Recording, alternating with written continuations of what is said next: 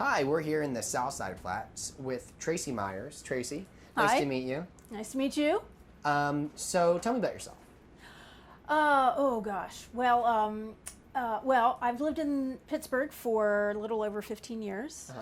I've lived in the South Side for almost 13 years. Mm-hmm. I moved here from New York City, and I came here for a job as curator of architecture. Well, actually then assistant curator of architecture at Carnegie Museum of Art. Ooh.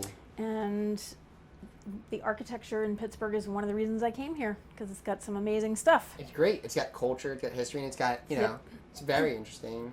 And the South Side has particularly good architecture so far. Yeah.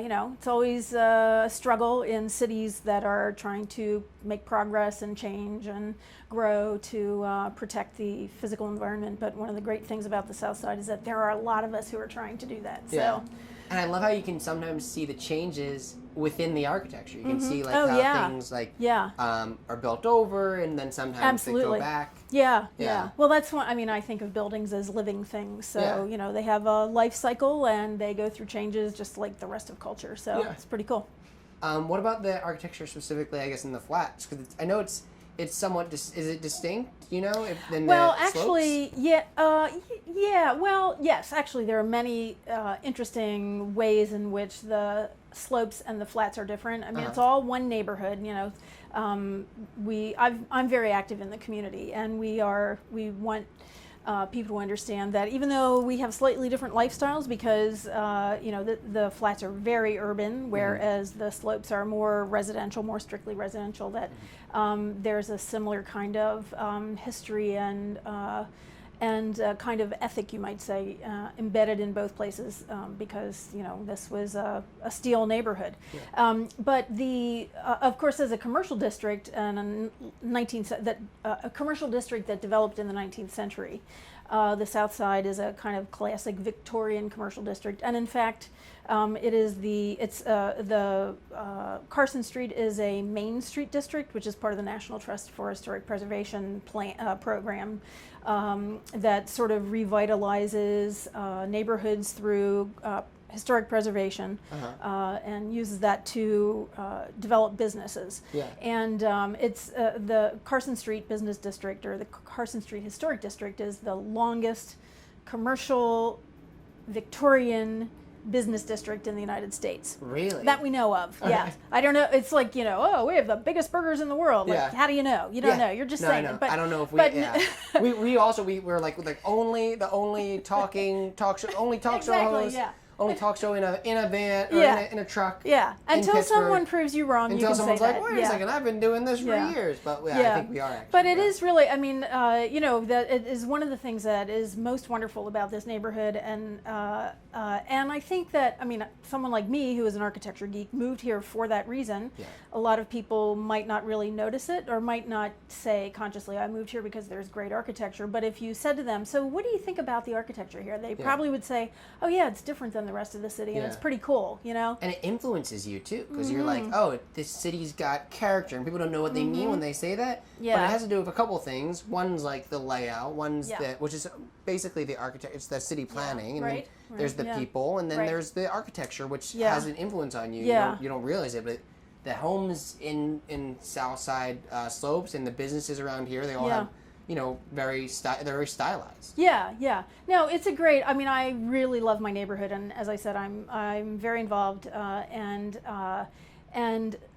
those of us who have been here for a while, and by Pittsburgh standards, I'm pretty much of a newbie, because there are a lot of people like Virginia Carrick, who you she's here spoke for it. to. She is awesome. She grew up here, I think, and Yeah. there are a number of people who they've been in the flats or in the South Side for 70 or 80 years, and they've Yeah. seen tremendous changes from a thriving industrial economy through the worst of when there was a 70% vacancy rate on the in the commercial district, but it really is. I mean, you just have this sense that this is sort of trite. I mean, it's a word that's really overused now, but the South Side really does have a sense of place, and people are really proud of that. Yeah. And I think too the fact that it's by the river. I mean, that really makes it different, even from Lawrenceville, which is by a river. But and eventually more of the river neighborhoods will have access to the river. But it's like you can do everything in this neighborhood. I mean, there are many weekends when I don't leave because I don't have to. Why would you? Yeah. I mean, it's great here. Yeah, and once I park my car, I probably won't get a parking spot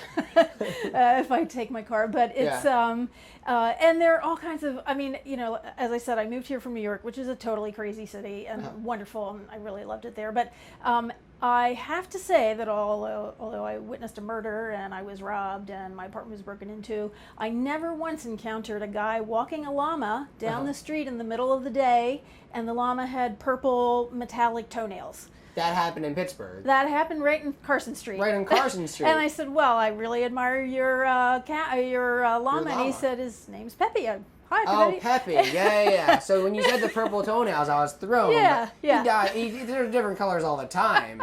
Peppy's great. Yeah, you've seen him? Yeah. No, you're resting my chops. Well, we went to high school together. Yeah. So. Oh, yeah. Yeah.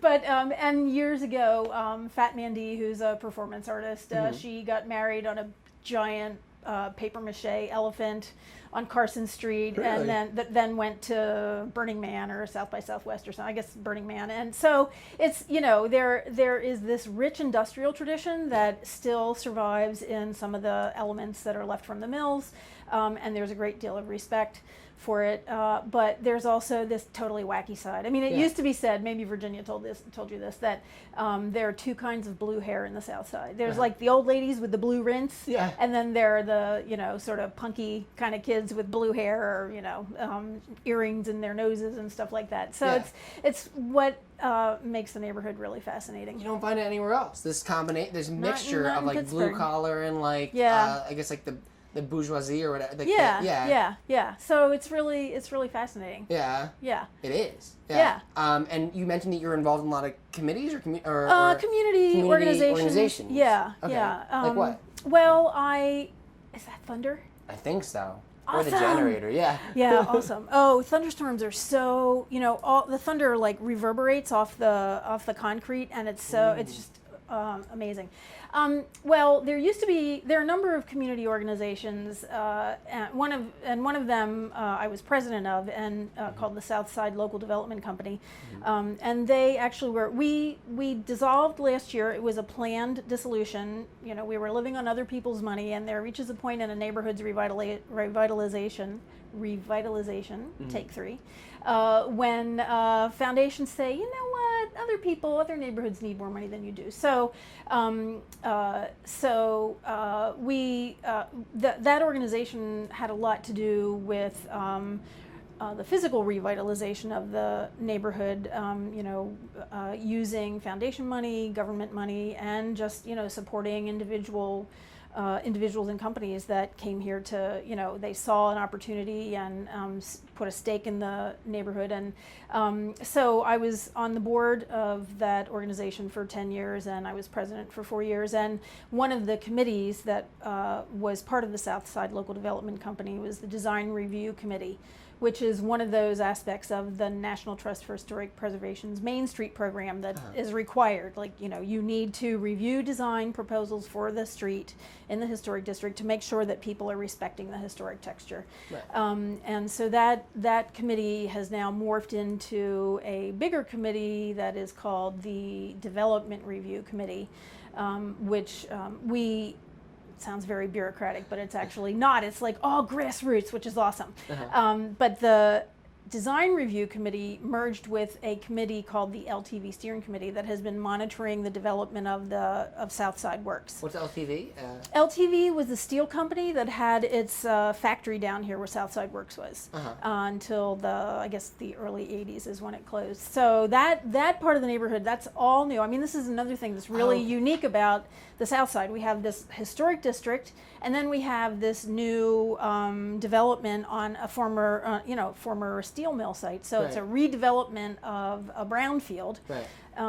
And so there are these two very different things going on, but the community was very much a part of deciding what that that development would be like. We said, Right. you know, we want it to be integrated into the community, not feel like it's separate. And it looks different. It's obviously new, but the streets continue from Carson Street down to the river, and it's that level of involvement of people in the community that, you know, I hate to say it, frankly, is what prevented the South Side from becoming Braddock. I mean, Braddock is a really interesting place, but, you know, it's lost most of its population. Yeah.